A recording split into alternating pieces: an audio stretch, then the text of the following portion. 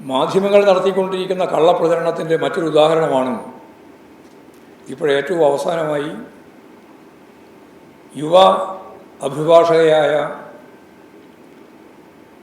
ശ്യാമിലിയെ മർദ്ദിച്ച ബെയിൽ ദാസ് എന്ന അഡ്വക്കേറ്റിനെ സംബന്ധിച്ച് ചില മാധ്യമങ്ങൾ ഇദ്ദേഹത്തിന് ഇടതുപക്ഷവുമായിട്ട് ബന്ധമുണ്ട് എന്ന് പ്രഖ്യാപിച്ചു. തെറ്റായ എന്ത് പ്രവണത രാജ്യത്തുണ്ടായാലും അത് ഇടതുപക്ഷവുമായിട്ട് ബന്ധപ്പെട്ടതാണ് എന്ന് പറയാനുള്ള വ്യഗ്രത, നീചമായ ഒരു നിലപാടാണ് യഥാർത്ഥത്തിൽ ഈ മാധ്യമങ്ങൾ സ്വീകരിക്കുന്നത്. അദ്ദേഹം കോൺഗ്രസിൻ്റെ പ്രവർത്തകനായി മാറുകയും ഇപ്പോൾ അവരുടെ അഭിഭാഷക സംഘടനയുടെ നേതാവായി പ്രവർത്തിക്കുകയും ചെയ്യുന്ന അവസ്ഥയാണുള്ളത് എന്ന് പകൽ വെളിച്ചം പോലെയുള്ള സത്യം നിലനിൽക്കുമ്പോഴാണ് അദ്ദേഹത്തെ ഇടതുപക്ഷ രാഷ്ട്രീയക്കാരനായി അവതരിപ്പിക്കുന്നത്.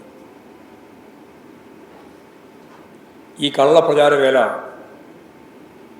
മാധ്യമങ്ങൾ വസ്തുതകൾ മനസ്സിലാക്കിയാണോ മനസ്സിലാക്കാതെയാണോ എന്നറിയില്ല, തെറ്റായ രീതിയിലാണ് നൽകിക്കൊണ്ടിരിക്കുന്നത് എന്ന് വളരെ ഗൗരവപൂർവ്വം പറയേണ്ട കാര്യമാണ്.